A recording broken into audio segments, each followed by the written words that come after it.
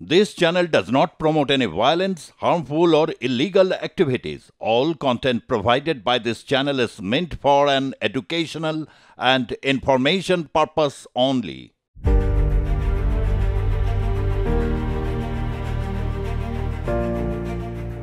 মিছিল ইতিমধ্যে শুরু হয়েছে। বিড়লা প্ল্যানেটোরিয়ামের সামনে থেকে এই মিছিল শুরু হয়েছে, যাবে ডোইনা ক্রসিং পর্যন্ত।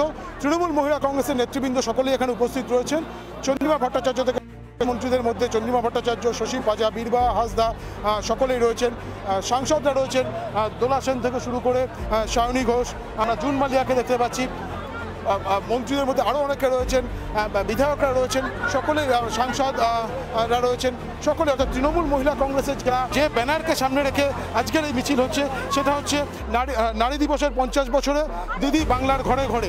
এই ব্যানারটাকে সামনে রেখে, এই মূল স্লোগানটাকে সামনে রেখে তারা আজকের এই মিছিল করছেন। এটাই তো বাংলার মুখ্যমন্ত্রী এবং আমাদের নেত্রীর কৃতিত্ব যে সারা বাংলায় নারী দিবসের 50 বছরে দিদি বাংলার ঘরে ঘরে আছে। এটা নিয়েই আজকে আমাদের মুখ্য স্লোগান নিয়ে আমরা এগিয়ে যাব। আমরা মাইক বাজাচ্ছি না, কারণ আমরা সচেতন যে পরীক্ষা চলছে, উচ্চ মাধ্যমিক এবং অন্যান্য পরীক্ষা চলছে। যেটা আমরা বলতে চাই যে যদি কেউ মহিলাদের উন্নত করে থাকে, তাদের কথা ভেবে থাকে, তাহলে সেটা আমাদের নেত্রী মাননীয়া মমতা বন্দ্যোপাধ্যায়।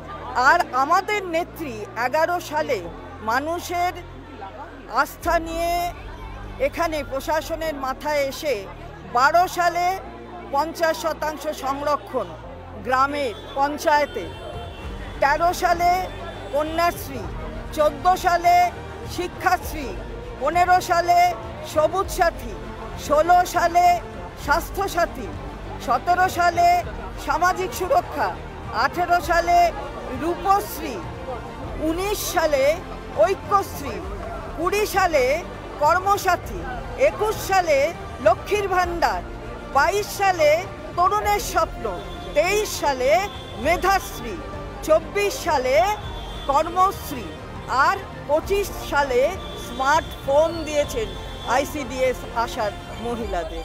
এখানে দেখিয়ে দিয়েছেন যে কি কি করতে হয়, অ্যাক্সেলারেট অ্যাকশনের দিকে কিভাবে দ্রুতগামী পদক্ষেপ নিতে হয়। এটা তো আমি মাত্র কয়েকটা বললাম।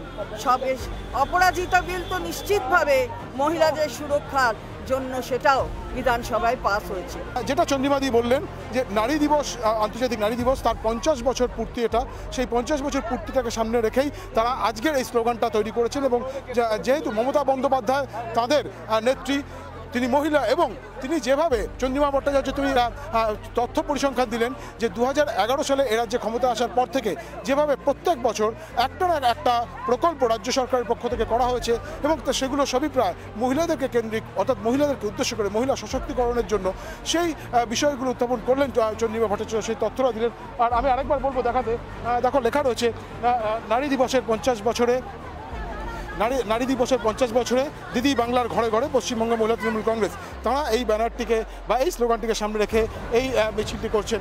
এবং এখানে চন্দ্রিমা, আমি আবার একবার বলছি যে আজকের এই মিছিল মূলত খুব শর্ট ডিস্টেন্সের একটা মিছিল।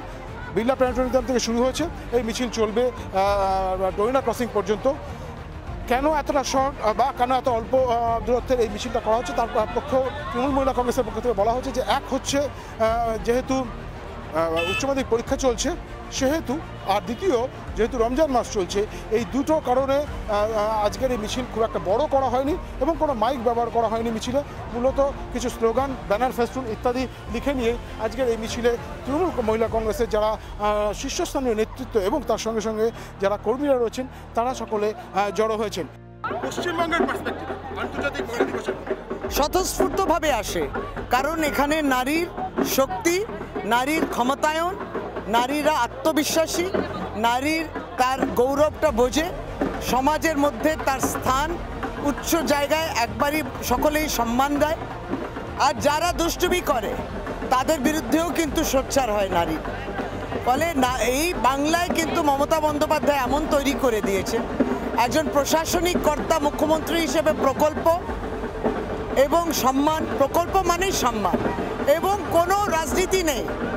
2,21,00,000 মহিলারা যদি লক্ষ্মী ভাণ্ডার পায়, তার মানে কতজন মহিলা এবং সর্বস্তরের সকলেই, ফলে সেই জায়গায় যেমন প্রশাসনিক কর্তা হিসেবে দিদি দায়িত্ব করেন, তার সাথে সাথে কর্মক্ষেত্রেও এগিয়ে দেন। তার সাথে সাথে যদি রাজনৈতিক প্রতিনিধিত্ব করতে চায় ত্রিস্তর পঞ্চায়েতে 50% এবং লোকসভা এবং বিধানসভাতে বিলটা তো পাশ করলো না বিজেপি, বিল একটা করে দিয়ে ওটা ঠান্ডায় পাঠিয়ে দিয়েছে, কবে কার্যকরী হবে জানা নেই। কিন্তু যদি রাজনৈতিক দলের সভানেত্রী, তৃণমূল কংগ্রেসের সভানেত্রী হিসেবে মমতা বন্দ্যোপাধ্যায় কিন্তু সে 50% রিজার্ভেশনটা কিন্তু দলের প্রার্থী যখন করছেন।